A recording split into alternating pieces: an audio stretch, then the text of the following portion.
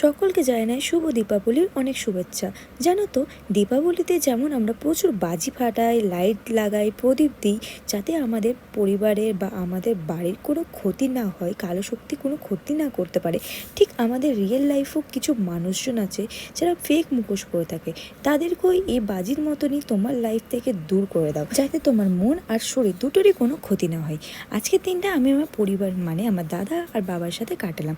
ছোটোবেলা থেকে ফটকাকে ভয় পাই ঠিকই, কিন্তু তাও ফাটাই, কারণ কি ডর কে আগে জিত হ্যায়। তারপর আমি চলে গেলাম কালী মায়ের দর্শন করতে। আর এই প্যান্ডেলটা এত সুন্দর বানিয়েছিল যে আমার মনটা তো জাস্ট জড়িয়ে গেল। তোমরাই দেখো গাইস, কত সুন্দর লাগছে প্যান্ডেলটা, আর সাথে মায়ের মূর্তিটাও। কালী পুজোর দিনে না আমি ঘরেই থাকতে পছন্দ করি, মানে নিজের জায়গা ছেড়ে আমি কোথাও যাই না। কারণ কি আমার কোথাও ভালোই লাগে না, তাই আমি আমার কালী পুজো নিজের যেখানে আমরা বাড়ি আমি সেখানেই সেলিব্রেট করি। তো চল এবারে ভেতরে যাওয়া যাক, আর তোমাদেরকে একটু প্যান্ডেলটা ঘুরিয়ে দেখি যে কেমন লাগছিলো। তোমরাও দেখে নাও, আর মাকে দেখো গাইস, খুব সুন্দর লাগছে তাই না?